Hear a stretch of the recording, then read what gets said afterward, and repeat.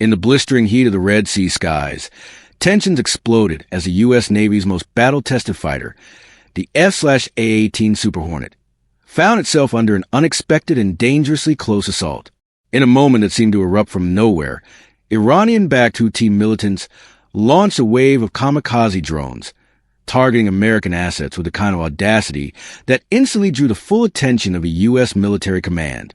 The Super Hornet, known for its dominance on aircraft carrier decks and its lethality in the air, was on a routine combat air patrol launch from the deck of the USS Dwight D. Eisenhower, CVN 69, patrolling volatile waters when early warning systems started ping, a signal that something fast, low, and hostile was heading directly for it. These weren't just any drones. They were Iranian-engineered GPS-guided suicide UAVs, bristling with high-explosive payloads and designed for one mission: destroy whatever they lock onto.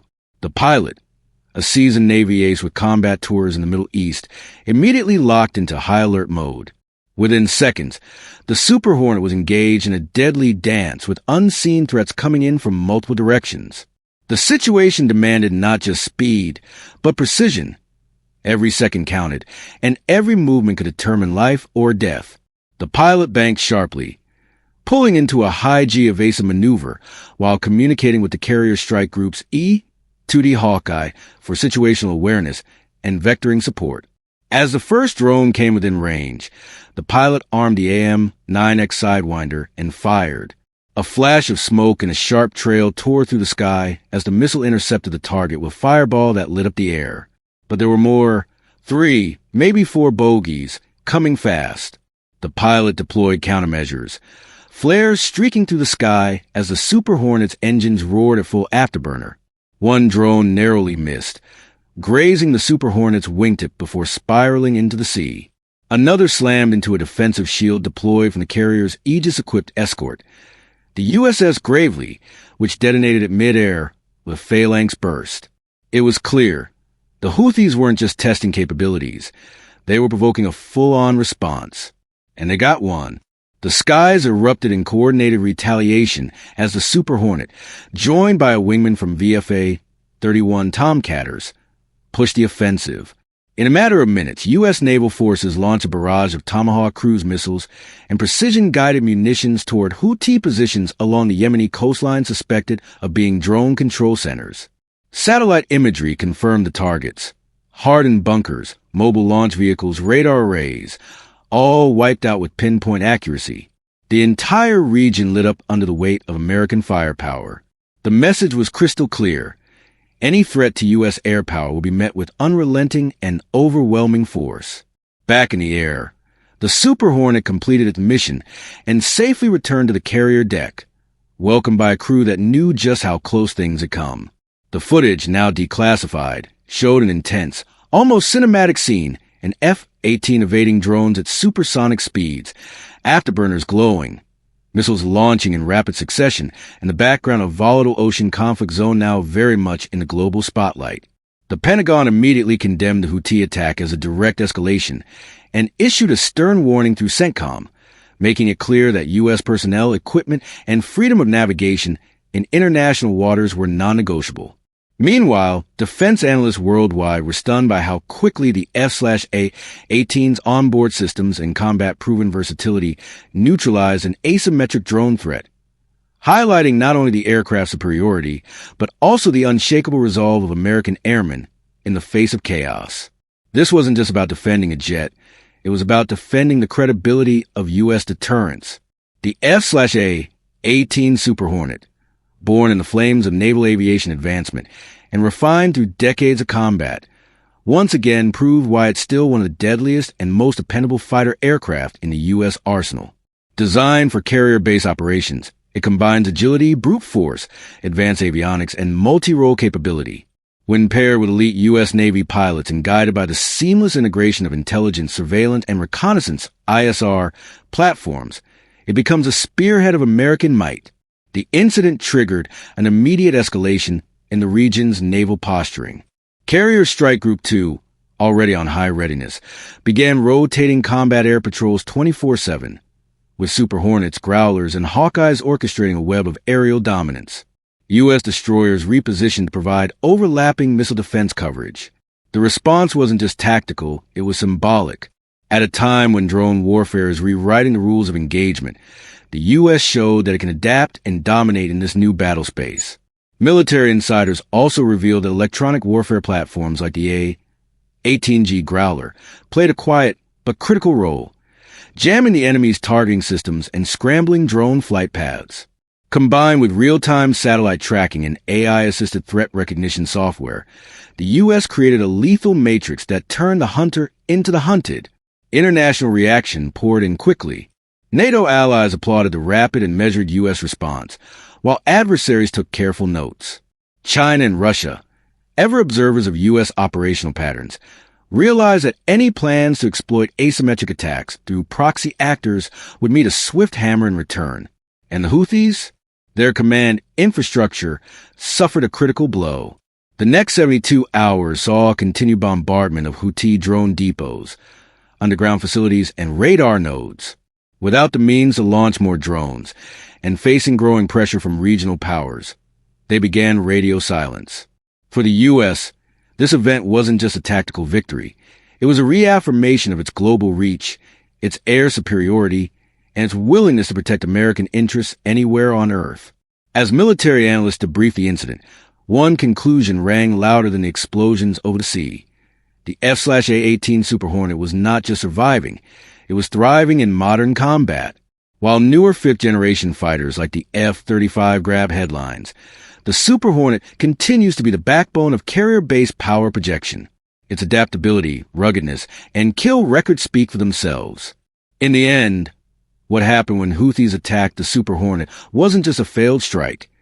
It was a strategic miscalculation that reminded the world why provoking the U.S. military is always a big mistake. The skies over the Red Sea now serve as a new chapter in modern aerial warfare, where drone swarms meet missile intercepts, and where brave American pilots fly into danger zones not just with skill, but with unmatched firepower, unbreakable command structure, and the knowledge that they're the guardians of freedom in an increasingly volatile world. The immediate aftermath of the Houthi drone attack on the U.S. F-18 Super Hornet sparked not only a military retaliation, but also a geopolitical shockwave across the Middle East. Inside the Pentagon, Joint Chiefs convened emergency briefings as intelligence indicated the drones were not only launched by the Houthis, but had been supplied and modified using advanced Iranian components, indicating coordination far deeper than previously assessed. Presidentially authorized kinetic responses were now on the table, and the U.S. Navy was already repositioning assets not just to strike back, but to deter future attacks across a broader theater. With tensions already simmering in the Strait of Hormuz and Bab el-Mandeb, the attack confirmed a frightening new reality.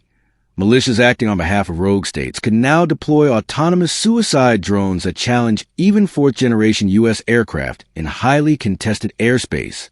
But the U.S. response was swift and overwhelming. U.S. Cyber Command initiated offensive measures to locate and disrupt the networks responsible for drone coordination, while U.S. Air Force ISR drones like the RQ for Global Hawk scanned deeply into northern Yemen. Within hours, a coordinated package of U.S. Navy SEAL teams and Air Force assets deployed to forward operating bases in Djibouti and Al Udeid, prepared for potential tactical strikes. Meanwhile, back aboard the USS Eisenhower, crews worked around the clock to ensure that every Super Hornet was refueled, rearmed, and ready for another mission. Pilots reviewed debrief footage, mission planning was updated using real-time satellite feeds, and defensive protocols were tightened with layered anti-drone countermeasures. It became a full-spectrum readiness posture, and the Eisenhower Carrier Strike Group was now at the epicenter of America's message to the region. Any act of aggression would be responded to not with hesitation, but with force. And the numbers backed it up. The U.S. had over a dozen F divided by a -18S in rotation, backed by EA-18G Growlers for electronic warfare support, E-2D Hawkeyes for airborne early warning, and MH-60R Seahawks for anti-submarine operations. On the surface, Aegis destroyers were ready to intercept any incoming aerial threats with SM-2 and SM-6 missiles. Beneath the sea, Virginia-class submarines prowled silently, capable of launching Tomahawks at a moment's notice. And yet, Even as U.S. military strength loomed large, this incident exposed an evolving battlefield where low-cost, high-effect drones could provoke high-end war machines. Defense analysts pointed to the emerging asymmetric era, where the battlefield is no longer dominated by state-on-state warfare, but by proxy fights, cyber intrusions, and drone swarms. And still, despite the chaos, the F-18 Super Hornet performed beyond expectations. Designed for versatility and survivability, it demonstrated that even in this new age of war, pilot skill and superior engineering could overcome even the most unpredictable of threats. The pilot of the attack jet, later revealed to be Lieutenant Commander Sarah Blaze Monroe, was credited with 2 confirmed drone kills, evasive maneuvers that saved the aircraft, and the calm professionalism that enabled her to lead a safe return. Her actions earned her the Navy Distinguished Flying Cross, and her helmet cam footage became iconic across the armed forces, a silent, high-speed ballet between human and machine that underscored the future of modern war. As news broke across American media, the public rallied behind the Navy's response.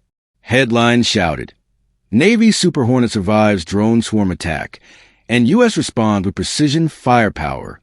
The White House issued a statement reaffirming its commitment to defending international waterways and protecting its servicemen and women, while Congress quietly accelerated drone defense funding in the upcoming defense budget. Behind the scenes, defense contractors like Raytheon, Boeing, and Northrop Grumman were briefed to accelerate projects related to drone swarm mitigation and directed energy weapons. The Navy also began live testing laser defense systems aboard destroyers and amphibious ships in area. The USS Portland, which had been equipped with a prototype laser system, was moved into a support position off the Yemeni coast, ready to engage any new threats with non-kinetic precision. Meanwhile, CENTCOM intelligence operatives worked around the clock to determine the origin and path of the drones. Forensic analysis showed that the navigation modules bore Iranian manufacturing codes and utilized software that had been intercepted before in IRGC transmissions. The CIA quietly confirmed that the Houthis were receiving upgraded training in drone swarm tactics from Quds Force operatives embedded in northern Yemen. This turned what looked like a singular regional event into a proxy showdown between American air power and Iranian ambitions. Yet as the world watched, it was the U.S. Navy's doctrine of overmatch and integrated warfare that stole the spotlight. The fusion of airborne command, sea-based missile defense, and cyber-electronic warfare created an impenetrable wall of American might that turned the tide swiftly. For the Houthis, the lesson was brutal and immediate. Following days of U.S. bombardment, their drone facilities were shredded. Imagery showed craters where hardened hangars once stood. Entire drone fleets turned into twisted metal. Survivors fled deeper inland, and intercepted communications revealed chaos and loss of morale. The group's leadership issued a propaganda video claiming victory, but the truth was stark. Their most sophisticated attempt to inflict damage on the U.S. Navy had failed miserably, and worse, it had triggered an avalanche of retaliation that left them blind and exposed. And for American pilots like Lieutenant Commander Monroe, this was only a glimpse of things to come. She and her fellow aviators continued to fly daily sorties, not just in defense but in deterrence. Their presence in the skies sent a message. American skies are guarded, American waters defended, and no drone, no matter how cheap or cunning, would break the shield of U.S. resolve. Meanwhile, in Washington, D.C., military leaders updated rules of engagement and classified new areas as high-threat drone zones. Carrier groups were outfitted with newer AI-assisted radar systems capable of identifying swarms at greater distances. The Navy also deployed more MQ, 25 Stingrays for aerial refueling and reconnaissance, extending the reach and vigilance of man-fighters. Military exercises like Iron Resolve were scheduled in the Gulf of Aden, involving joint operations with allied navies, including the UK's Royal Navy and the French Marine Nationale, who contributed Rafales and Type 45 destroyers to ensure freedom of navigation. But the broader impact was psychological. Across the globe, America's adversaries took note. North Korea postponed drone testing in the Yellow Sea. Iran's naval forces avoided close contact near U.S. ships. Russia began analyzing how NATO would react if caliber missile-equipped drones were used in European theaters. The balance of power had shifted again, reaffirmed not by a massive land war, but by one Super Hornet dodging drones with skill, retaliating with force, and supported by an entire layered defense system operating with surgical coordination.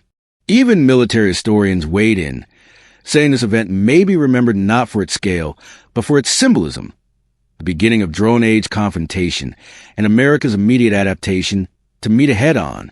In combat circles, the phrase Red Sea Hornet Strike began circulating as shorthand for modern American retaliation, immortalized in pilot briefings and NATO doctrine. The aircraft, the pilot, in the moment became part of U.S. military lore, studied in simulators and war games, shared in flight schools as proof that the right training, technology, and teamwork could overcome any threat. For the world, the message was clear.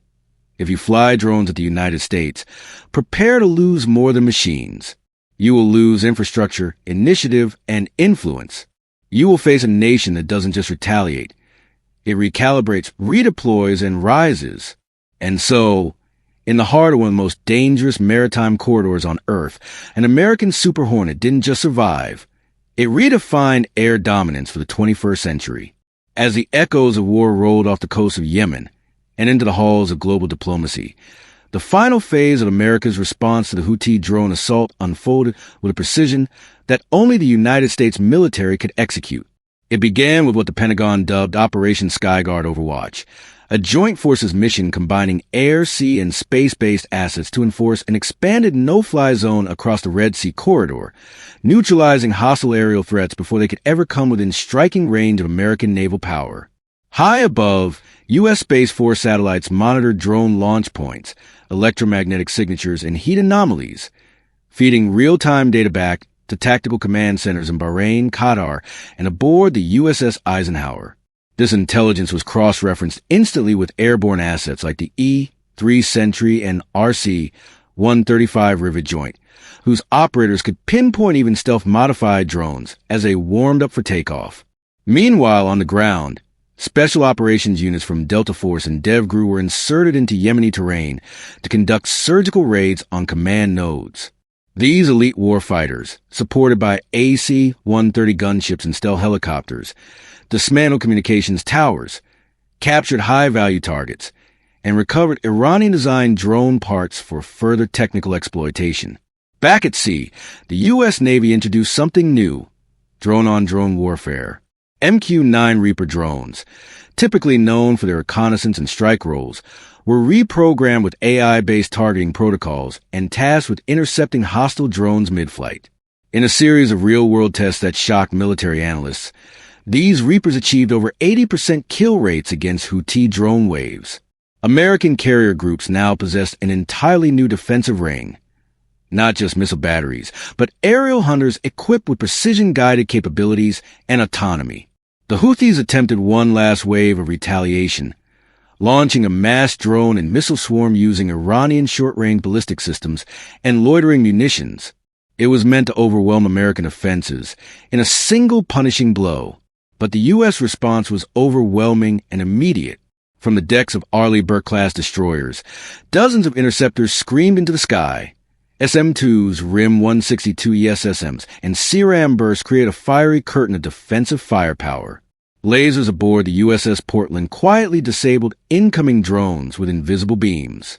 From the Eisenhower's flight deck, a wall of Super Hornets, Growlers, and Stingrays surged into sky like an angry hornet nest unleashed. Each sortie lasted only minutes, but every flight exacted a cost.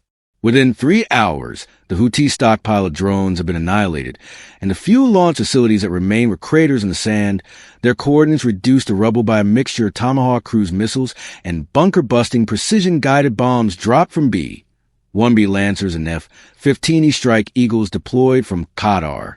In the heart of the assault, Lieutenant Commander Sarah Monroe took to the skies once more. Now an icon among her peers and symbol of American resolve, she led a formation of Super Hornets into contested airspace, providing top cover for a Special Forces extraction team deep in Houthi territory. Her call sign Blaze had become legend, and during this mission, she executed a low-level, high-speed intercept maneuver that knocked out a hostile radar installation with a direct hit from a GPS-guided JDM. Her wingman, Lieutenant Jake Ghost Ramirez, followed up by unleashing an AGM-88 HARM missile that silenced an enemy SAM site attempting to lock onto the rescue choppers. The extraction succeeded flawlessly, and every American returned safely, proving that when the U.S. military moves as one, no enemy can stand in its way. What followed next was a global shift in narrative. Across Europe, NATO allies reinforced U.S. carrier groups with naval detachments. The UK's HMS Queen Elizabeth battle group joined the U.S. in joint exercises near Djibouti, while France deployed Rafales and air defense frigates. Japan and Australia sent recon assets to monitor Red Sea traffic, and even regional Arab partners offer logistical and intelligence support, showing that America's resolve had galvanized a coalition of democracies and allies determined to push back against rogue state aggression. In the media, the story wasn't just about the drones or the jets anymore. It became about how one act of aggression triggered a global alignment of powers who understood the stakes. Defense analysts appeared on every network, praising the Navy's adaptability and multi-domain integration.